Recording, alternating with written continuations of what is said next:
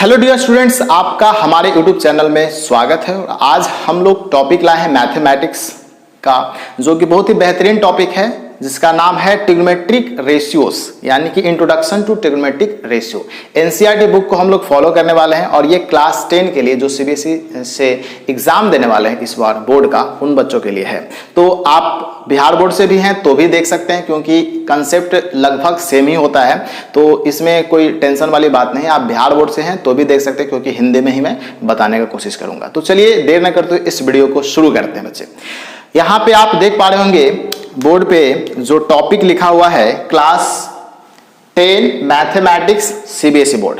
ये हालांकि बिहार बोर्ड वाले भी बच्चे देख सकते हैं, इसमें कोई प्रॉब्लम नहीं है। तो आप बीएसईबी वाले जो बच्चे हैं, बीएसईबी, वो भी देख सकते हैं। ये लाइटेस्ट सिलेबस पे बेस्ड होगा आज का जो हमारा टॉपिक है, और चैप्टर का नाम है इंट्रोडक्शन टू ट्रिग्नोमेट्री, यानी कि त्रिकोणमिति, यानी कि त्रिकोणमिति का जो परिचय है वो हम लोग पढ़ने वाले हैं।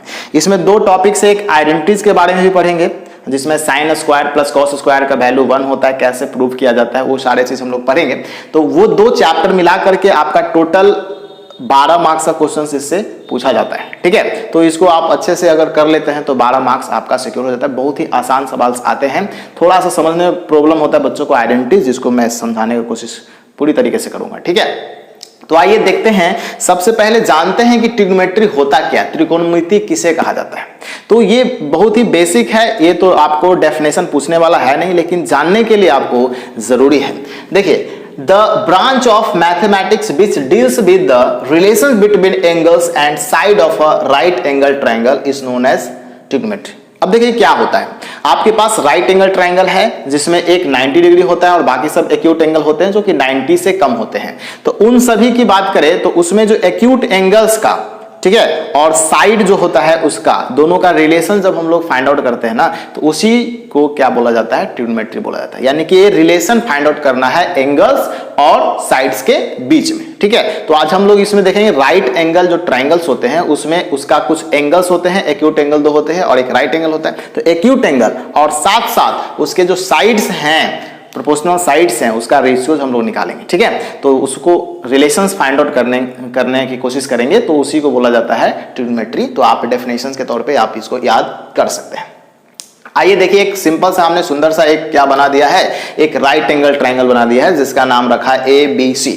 ठीक है, तो ABC जो राइट एंगल ट्रायंगल है, इसमें आप देख सकते हो, अगर हम लोग इसको थीटा मान लेते हैं बच्चे, इसको क्या मान लेते हैं, थीटा मान लेते हैं। मतलब कि एंगल C को हम लोग थीटा मान लिए। थीटा ऐसे ही कोई एक टर्म है, मैथमेटिकल टर्म है, जिसको हम लोग रख दिए हैं। थीटा एंगल्स को ज्यादा दिखाने के लिए होता है थीटा, बीटा, अल्फा, ये सब कुछ होता है। ठीक है, तो आप जानते होंगे। तो ये थीटा रख दिया है। इसके सामने वाला जस्ट देख सकते हो आप, इसके सामने वाला जो है, इसके अपोजिट साइड्स हैं, उस साइड को आप बोलते हो परपेंडिकुलर।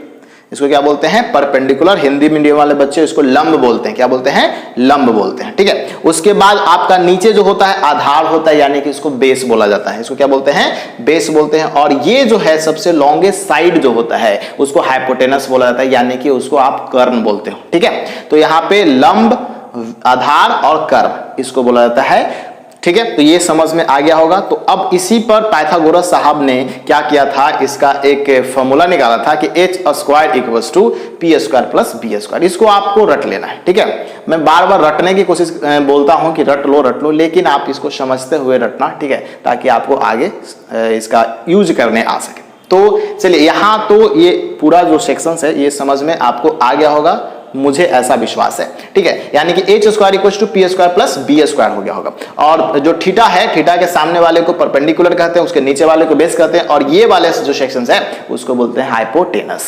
तो अब ये समझ में आ गया, तो हम लोग इसके आगे वाले सेक्शन में चलते हैं। आप इसका स्क्रीनशॉट भी ले सकते हैं ताकि आपको आगे समझने में कोई परेशानी ना हो। तो देखिए, आगे 2 डेफिनेशंस है और इसको थोड़ा सा हम लोग रेशियोज को समझेंगे। ट्रिग्नोमेट्रिक रेशियो ऑफ एंगल्स, यहां पे देखिए एंगल्स का रेशियो कर रहे हैं। ठीक है, ट्रिग्नोमेट्रिक रेशियो यानी कि वही संबंध जो एंगल और साइड का जो संबंध था ना, उसी को हम लोग रिलेशनशिप को फाइंड आउट करेंगे, तो उसको बोलते हैं ट्रिग्नोमेट्रिक रेशियोज। आप देख पाओगे यहाँ पे the ratio of the side of a right triangle with respect to its acute angles is known as trigonometric ratio of the angles। कहने का मतलब यहाँ पे राइट एंगल्स जो ट्रायंगल है उसके जो एक्यूट एंगल दो है, एक्यूट एंगल मतलब 90 से कम वाला एंगल, ठीक है। तो जो एक्यूट एंगल है और उसके सामने आमने सामने वाला या तो जो नीचे ये इधर वाला हाइपोटेनस, वो सभी साइड का अगर रिलेशनशिप रेशियोज फाइंड आउट करते हैं तो उसी को बोला गया है ट्रिग्नोमेट्रिक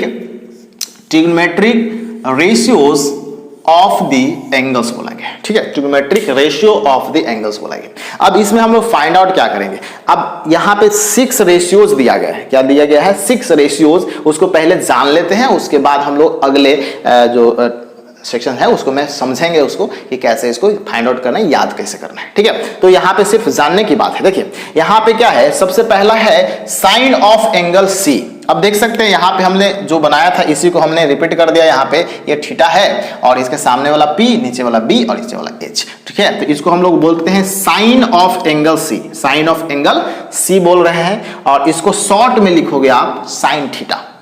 इसी को आपको रटना है, साइन ऑफ एंगल सी नहीं बोलना है, अब डायरेक्ट बोलना है साइन थीटा, ठीक है। यानी कि इसको एंगल को माना है थीटा।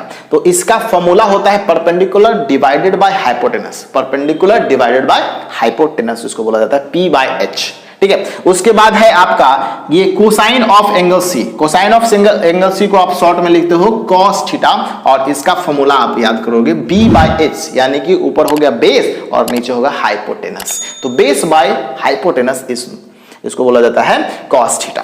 नेक्स्ट है tangent of angle C. Tangent of angle C को बोलते हैं tan थीटा। आप इसको याद करने वाले, जो मैं मार्क कर रहा हूं ना उसी को आपको याद करना है, ठीक है। तो ये tan theta equals to P/B, यानी परपेंडिकुलर बाय बेस।